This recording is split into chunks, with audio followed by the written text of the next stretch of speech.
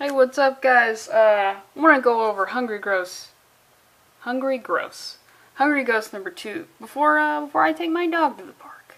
Look, now you're learning a little bit about me. But as you know, the first issue of Hungry Ghost, it wasn't great, but it got me thinking about stuff, and I like when comics do that. This one, the first story starts off, I really like it, and loses it in the second story. But you know what? Anthony Bourdain has entertained me multiple times on his various programs that are the same show. So, you know what? Let us entertain his comic writing. Alright. If you forget, this whole story is sort of like an anthology, but the thing is, there's these chefs who prepare dinner for this Russian multi-millionaire guy who wants to play a game about lighting candles and telling a story, each story more harrowing and frightful than the last. That's sort of the framework of this. So it's just chefs telling stories that are all food related. They're all supposed to be spooky scary. You decide. So the first story is called Salty Horse. This story takes place in Spain between the wars. I like when stuff takes place in odd places. Spain isn't odd, but you know what I mean. Horse meat is still enjoyed in much of the world. Oh, okay. Already I'm on board, because you know what? Americans, we don't mess with horse meat. Except when, Burger King was making horse meat burgers like a couple years ago. But it's already interesting because Americans, we just don't eat horse meat. It's so odd because it's like in one point in history, somebody said, "Oh, do you want some horse meat?" And then somebody went, "Ooh, gross." And then that changed the entire landscape of American cooking. We no longer eat horse. Now, realistically, I think it's because horses have more value as not meat. They can be transportation, you can breed them. They're just more valuable not to be eaten. But it's sort of this thing where, at some point people were eating horse in America, and then somebody was like, "Oh, that's gross, we shouldn't do that." And now we just don't do that at all. Can you serve horse meat in America? I don't know. Not sure about that. I know I don't want to eat it. We turn over here, but horse is still cooked and eaten all over Europe and elsewhere. You know what? Like, a lot of these showing images of the food, they have 3 eyeballs, which is like, come on, they come in pairs. The eyes are a delicacy, and he's like, they're not salty enough, more salt. And then we see this, and I swear to God, I've seen this in a cartoon where the food was gross, but it was still regular food, but they arrange it so it looks like a face. I think it might be like a cow and chicken, or a Ren and Stimpy, or maybe a Courage the Cowardly Dog or something. Not satisfying. Perhaps it is the seasoning or the sauce, but that was entirely inadequate.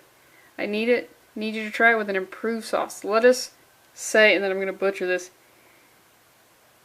gribiche or gribiche.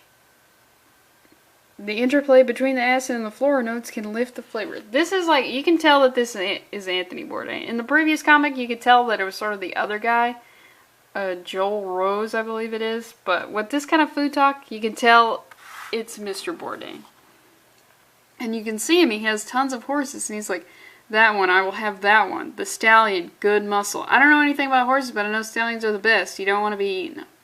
Probably good marbling of fat. And so his ranch hand, I guess. "That is our best breeding horse, my lord, and you want to eat him?" "Yes, I do." "How many horses do I have?" So this getting into, like, just completely insatiable hunger, avarice. It's like his hunger has taken over his higher brain function. He just wants to eat them. A stallion is going to be worth way more money than as a one-time meal. And after he asks how many horses you have, his rancher says, "Not as many as you once had. You're eating your way through them." Greed, gluttony. Gonna keep saying avarice because I like that word, avarice. It's like, there's something about horse flesh. I crave it. And that's such a unsettling image of petting a thing that you're about to eat. Like, it'd be one thing if it was him saying, like, I like horse flesh, and he wasn't going to eat this specific horse, but he's about to eat this specific horse, so it just brings it, and then we see this, BAM! Look at that smile. Gee, oh, that is, ugh, God. Do you think there are people out there who have eaten horse teeth? If you, like, broil them or something? I can't get enough. And then he says, horse meat tartare, pulled pets, grilled loin, tongue. Look at all those eyeballs. He's got more eyeballs than horses. Brain. Final course, a magnificent boiled horse head with garnish. And it's almost like the horse is screaming. You can see the art has gotten way more erratic, just reflecting how insane this man has gone with hunger for horse meat. It kind of makes me be like, what if horse is like the best meat? How hard would it be for me to get some horse meat? Can I go to the store? No. But then you find out that he's eaten all of his horses, and that's not too good. And then he finds out there is one horse left. It's an old war horse. It's old, it's stringy, you're not going to want to eat it.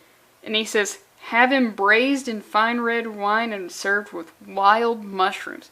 So then we get, that's sort of the thing of, it's that avarice, it's in that just being insatiable of, you don't want to eat that.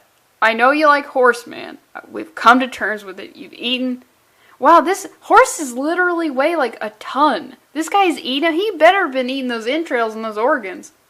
Can't be throwing that away. That's a finite resource you got there, pal. Senor. But I think we've all had times in our life where we want something, we want to eat something so bad that even though we know it's a bad idea, we eat it anyway. I think everyone's had that sort of thing. Either like, probably a dessert. I don't really have that. I don't really like desserts, but, or just some just like any gas station food. You're so hungry, you're just gonna eat it even though you know it's a mistake. You know it's a mistake before you even see the food from the gas station, but you do it anyway because you're just starving. Ugh. And then look at this. Look at that. Burp. And, oh, you can see, I didn't even notice this before, is sort of this horse apparition right behind him, and it's just all that. That's a lot. That's a lot of food. Look at how many of those things he has. I don't know what it's not a serving dish, but he's got them, and they're everywhere, and it's just, jeez, and he just leaps to the boiled head. And the next page, not going to show it because they got it, those copyright guides are fickle. He even dreams about eating more horse tomorrow. This was the last one, pal. You're done. He's still thinking about it. And then we get to some really cool art. We see this. This is like the ghost of the warhorse. The warhorses, just use your imagination. That is so tougher than the average horse. Just look at this. Oh, and this guy, oh my God, just got to read this. I watched you take my friends, my family, one by one in service to your appetites, and this I allowed because you humans are masters of this terrible world. Top of the food chain. Don't hate the player, hate the game, man. And who am I to fight the cruelty of the natural order? You snip off your manhood. You ride on our backs. You run us for sport, and you use us to kill others of your kind. You think maybe Anthony Bourdain has a little bit of a thing about being circumcised? I'm going to guess he's circumcised because of that line, but, you know, maybe he's not. Maybe he's like, being uncircumcised is really cool, guys. You know what, that's from the first issue, because the dudes get their balls ripped off. Now, I know that's not circumcision, but there's something to that. And you, Don Morrow, yeah, Don Aro, because the H, your hunger is unnatural, your hunger is unholy, and your hunger must be dealt with. You got this horse apparition ghost. He's changed your entire bedroom into a red dark room. He's in your face with horse teeth, which are very unsightly. I can't even look at a person who has horse teeth. I can't. And this is how he responds. Why do you torment me, ridiculous apparition? You are a beast of burden. Cue the Rolling Stones. You are lunch. You are lunch. That's some OG shit. I mean, he was already petting a horse earlier that he was going to eat later that day. He's seeing a ghost of a horse he's already eaten, and he tells him, you're lunch, you're nothing. You're lunch. I love it. Next page also looks pretty cool, but you can't show it all. You gotta tease you a little bit. He says, the horse says, you have my flesh inside of you, but I'm coming for it, to be reunited with my one true self. How do you like me now? Normally I don't like the how do you like me now, because I feel like it's played out. It's played out by a decade, but a Spanish war horse saying it, pretty good. Pretty cool. So that's crazy. Like, that again, that's that thing of, you shouldn't eat it, but you eat it anyway, you read it, and now it's inside of you. There's something about, we can have terrible thoughts, but it's just a thought. It isn't real, but it's something about something tangible being inside of you that is that's frightening. And then, something happens. I'm not going to show it. Maybe go get it. The second story is where this kind of goes off the rails. It's called The Heads. And basically what happens is, there's a young chef apprentice who, his master dies. So he's been wandering around trying to find work. He can't find work. And a man finds him sleeping and he says, you know what, you can come work for me. It's pretty humble and small, but you know what, we'll have a place for you.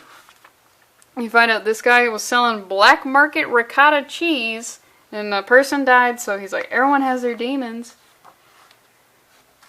And so, it's later that night, the apprentice who lost his master and now is working for these people, he can't find anybody, and he finds everybody in the kitchen without a head.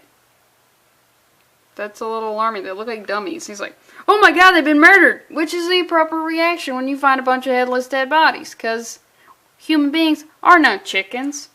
It's like, no blood? How is this possible? So, that's even spookier.